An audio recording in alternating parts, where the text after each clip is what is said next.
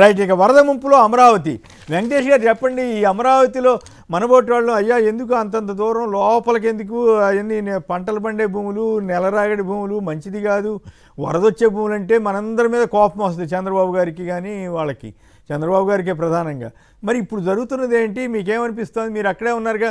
ఈ yellow media కూడా గుంటూరు విజయవాడ మునిగిపోయినాయంట నీళ్లతోటి, అమరావతి గురించి ఒక్క ముక్క రాయట్లేదు. ఏంటి ఇట్లా అయిపోయారు వీళ్ళు? సార్ మొదటి నుంచి మేమంతా మొత్తుకునేది అదే సార్. మొదటి నుంచి కూడా అమరావతి ప్రాంతం కాస్త లోతట్టు ప్రాంతం, ఇది రాజధాని. దాని మీద మనకేం వ్యతిరేకత ఉంటుందండి? మనకు ఉండాల్సిన అవసరం ఉంది వ్యతిరేకత ఉండదు. ఎవరికాళ్ళు డెవలప్ చేసుకునేవాళ్ళు శుభ్రంగా. ఇప్పుడు నాగార్జున యూనివర్సిటీ పక్కన 2000 ఎకరాలు అటవీ భూముల్లో పెట్టేసుకుని ఉంటే అసలు ఈ గొడవే లేదు కదా. వాళ్ళకి సెంట్రల్ గవర్నమెంట్ కూడా ఇస్తానంది కదా. వాస్తవమే సార్. కానీ ఇప్పుడు ఎలా ఉంటదంటే సార్, అంతర్జాతీయ స్థాయి నిర్మాణాలు అనగానే ఎవరికైనా ఆశ పుడుతుంది కదా సార్. ఇప్పుడు మా ప్రాంతంలో వాళ్ళు కూడా భూములు కొంతమంది ఎగబడి ఇచ్చారు.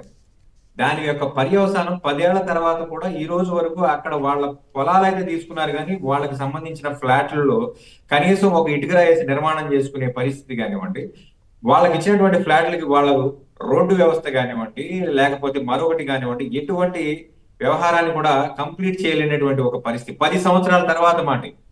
ఇంకొక 10 సంవత్సరాలకు కూడా అయ్యేటువంటి పరిస్థితి కాదు. ఈ రోజు నుంచి మొదలెట్టిన అగ్రెసివ్ గా ఈ రోజు నుంచి స్టార్ట్ చేసిన అమరావతి నిర్మాణం అనేది ఇంకొక 10 సంవత్సరాలు అయినప్పటికీ కూడా మనం నిర్మించుకోలేనటువంటి పరిస్థితిలో ఉన్నాం. ఎందుకంటే మన జేబులో రూపాయి లేదు. రూపాయి లేకుండా మనం ₹1,00,000 యొక్క కన్స్ట్రక్షన్ చేద్దామని అనుకుంటే అది నవ్వులు బాలు అవడమే తప్ప మరొకటి లేదు. మరొక విషయం ఏంటంటే, ఈ రోజు ఒక కొద్దిపాటి వానకి ఒక 2 రోజులు వర్షం కురిస్తే ఈ రాష్ట్ర ప్రభుత్వానికి సుమారుగా ఆ నీళ్లు తోడడానికి ₹100 కోట్ల పైచిలుకు అయ్యేటువంటి పరిస్థితి. ఈ రోజు కొండవీటి వాగు నుంచి నీరు ఎత్తిపోతున్నారు నిరంతరం. ఈ పరిస్థితికి కారణం ఏంటంటే, అక్కడ వ్యవసాయం చేయాల్సినటువంటి ప్రాంతంలో వ్యవసాయం చేయకుండా ఆ భూమి మొత్తాన్ని కూడా అలా బీడు పెట్టి ఈరోజు నీరు కూడా ఇంకేటువంటి పరిస్థితి కాదు. నిర్మాణాలు జరుగుతున్నాయి అంటున్నారు. ఆ నిర్మాణాలు జరిగే ఐకానిక్ టవర్స్ లో మళ్ళీ రెండు iconic towers subject to correction, 2 iconic towers లో మళ్ళీ పూర్తిగా నీళ్లు నిండిపోయినటువంటి పరిస్థితి. ఈ నీళ్లు తోడి మళ్ళీ వీళ్ళు కన్స్ట్రక్షన్ చేయాలంటే మళ్ళీ నెల రోజుల పాటు అక్కడ నెల రోజుల పాటు ఆ వ్యవహారాలన్నీ కూడా వెనక్కి వెళ్ళిపోయేటువంటి పరిస్థితి. కానీ ఇవన్నిటికి కూడా ఎవరు ప్రతిస్పందించకూడదు, దీని ఎక్కడ కూడా మీడియాలో ప్రొజెక్ట్ చేయకూడదు. అమరావతి గురించి నెగిటివ్ గా మాట్లాడితే మీ మీద కేసులు పెడతాం. అమరావతి గురించి ఎవరైనా అయ్యా అంత లోతట్టు ప్రాంతాల్లో మనం ఎందుకు చేయాలంటే, ఈయనేమో మనం దుబాయ్ లో చేయలేదా, సింగపూర్ లో చేయలేదా, నీళ్ల మీద కట్టడాలు చేయలేదా?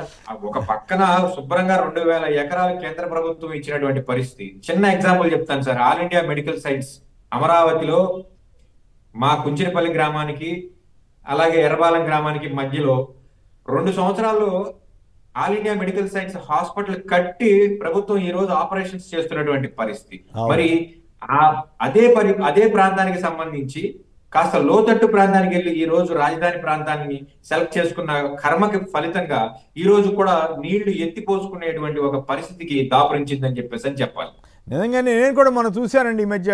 అక్కడ ఎయిమ్స్ ఏరియాలో కనుక అవసరమైన బిల్డింగ్లు కట్టుకున్నా బ్రహ్మాండంగా ఉండేది, సరిపోయేది.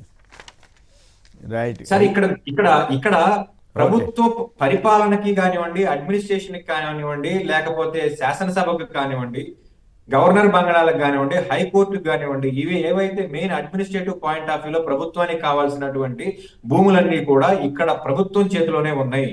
కేవలం రియల్ ఎస్టేట్ వ్యాపారం ఇదిగో ఢిల్లీ వాడినో, బొంబాయి వాడినో, బెంగళూరు వాడినో చూసి వాతలు పెట్టుకోవడానికి తప్ప ఈ అమరావతి నిర్మాణం ఈ రాష్ట్రానికి ఏ విధంగా కూడా శ్రేయస్కరం కాదు. ఎందుకంటే ఇక్కడ చేసేటువంటి ప్రతి డెవలప్మెంట్ కార్యక్రమం కూడా ఈ రోజు లోటు బడ్జెట్ లో ఉన్న ప్రతి రూపాయి కూడా అప్పు తీసుకొచ్చి పెట్టాల్సినటువంటి పరిస్థితి. ఈ అప్పులు కూడా ₹2 పైచిలకు వడ్డీలకు తీసుకొచ్చేటువంటి పరిస్థితి. మళ్ళీ మిగతా విషయాలు మళ్ళీ ఒకసారి మాట్లాడదాం, టైం తక్కువ ఉంది. శర్మ గారు, ఎన్టీఆర్ జిల్లా. శర్మ గారు సంక్షిప్తంగా ఒక మాటలో మాట్లాడండి మళ్ళీ. నమస్తే సార్. నమస్తే. పెద్దలకు కూడా నమస్కారం. నమస్కారం సార్. అమరావతి అనేది అది ఆకాశానికి నిచ్చెన వేసి అమరావతి రాజధాని నిర్మాణానికి మొదలుపెట్టి మొత్తం రాష్ట్రాన్ని ముంచేశారండి. ఇవాళ సేఫ్ క్లోజర్ మెడికల్ కాలేజీలు సేఫ్ క్లోజర్ ఇచ్చేశారు. అదే విధంగా పోర్టులు ప్రగతే లేదు. పోర్టులు జగన్ గారు మొదలుపెట్టిన పోర్టులు ఏమాత్రం ప్రగతి లేదు. రాష్ట్రం మొత్తం కూడా అమరావతి మునిగిపోయింది, రాష్ట్రం మునిగిపోయింది సార్. ఈ కూటమి పాలనలో అమరావతి రాష్ట్రం మునిగిపోవడం అనేది 100% ఖాయం సార్. రైట్. ఇప్పటికైనా వాళ్ళు రియలైజ్ అయ్యి ప్రాక్టికల్గా ఉంటే బెటర్. అంత తప్పితే మనకేముంది. కానీ ఫైనల్గా శివశంకర్ గారు సంక్షిప్తంగా చెప్పండి. సార్ ఏది మాట్లాడినా కూడా ప్రతి ఒక్కరు అమరావతి మీద వాస్తవాలు చెప్తే వాళ్ళు వ్యతిరేకులు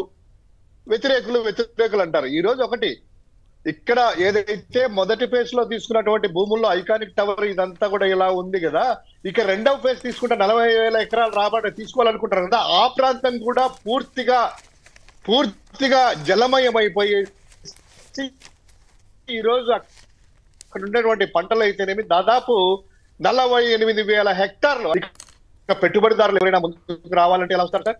పెట్టుబడి పెట్టాలన్నా, ఇక్కడ ఏదైనా కన్స్ట్రక్షన్ చేయాలన్నా, రియల్టర్ అయినా కూడా, లేదా ఎవరైనా కొనాలన్నా కూడాను ఇక్కడ రావడానికి ఏ విధంగా అవకాశాలు ఉంటాయి ఒక్కసారి మనందరం కూడా ఆలోచన చేయాలి.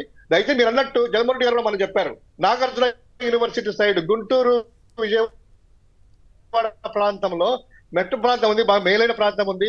ఇక్కడ అంతా కూడా కట్టడాలకు కూడా అనుకూలమైన ప్రాంతం. ఇక్కడ కడితే సరిపోతుంది కదా ఒక 2,000 ఎకరాల్లో అనేటువంటిది. అంటే అబ్బో విజన్ అంట, 1,00,000 ఎకరాలంట, ఏది అంతా కూడాను ఒక డిజైన్ చేసుకొని ఒక వర్చువల్ గా తీసుకొని రాజధాని ఇదే అనేటువంటి చెప్పే ప్రాంతం వాళ్ళది.